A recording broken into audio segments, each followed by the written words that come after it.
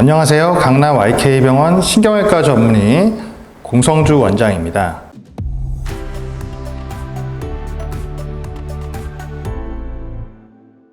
오늘은요, 스테로이드라고 하는 약물의 명과 암에 대해서 말씀드려보고자 합니다.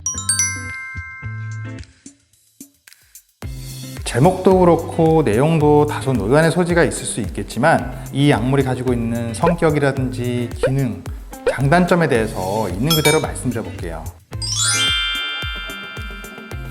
병원에서 많이 치료하는 치료 방법 중에 하나가 바로 신경주사 치료거든요.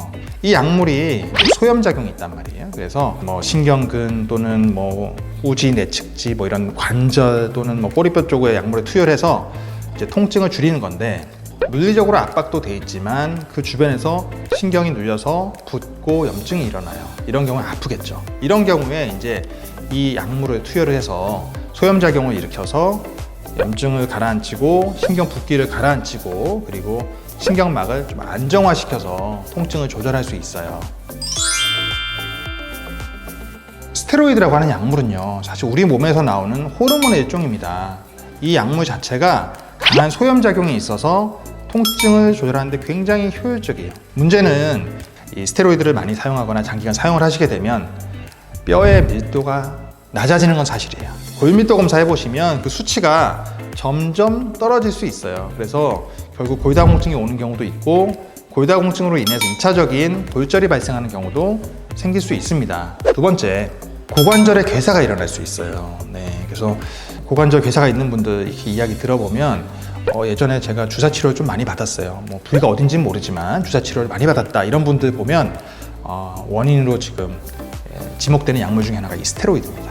그리고 주사 많이 맞으셨던 분들, 어르신들 보면 요즘은 좀 덜한데요, 팔 피부가 일반인들 피부처럼 그렇지 않고 굉장히 얇아요. 얇고 피부가 마치 생선 비늘처럼 막 각질이 일어난 것처럼 이렇게 보이기도 하고요. 색깔도 막 바뀌어 있는데, 이건 이제 피부가 위축이 오면서 피부 병변이 생긴 거예요. 더불어서 홍조가 막 혈관이 이렇게 좀 보이는 거 있잖아요. 이렇게 빨갛게 되고 이런 것들은 이제 국소적인 부분들인데, 문제는 이제 이 호르몬이 몸속에 있는 이 대사 밸런스를 조절하는 중요한 물질인데, 호르몬 밸런스가 깨지게 되면 이제 전신 질환을 유발할 수 있어요. 그 대표적인 것이 얼굴이 달덩이처럼 풍선처럼 막 부풀면서 몸도 붓고 팔도 붓고 다 붓는 이런 쿠싱 증후군 들어보신 적 있으실 거예요. 이 내분비적인 문제가 생기는 건데, 이와 더불어서 부신 기능 저하증, 이런 경우는 스테로이드를 당연히 쓰면 안 됩니다.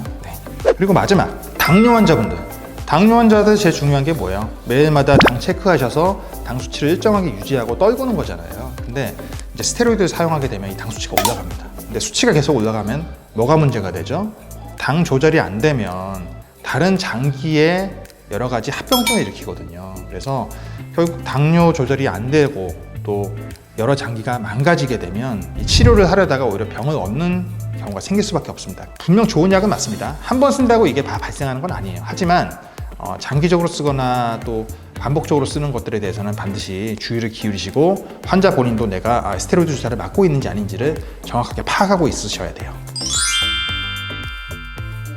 스테로이드가 가지고 있는 이 장점을 잘 이용하되, 우리가 이 약물을 제한적으로 또는 한시적으로만 이용을 하거나, 아니면 항염작용과 더불어서 조직 재생 작용이 있는 약물을 대신 사용하게 되면 우리가 보다 슬기롭게 허리 통증을 극복해 나갈 수 있을 거라고 생각합니다.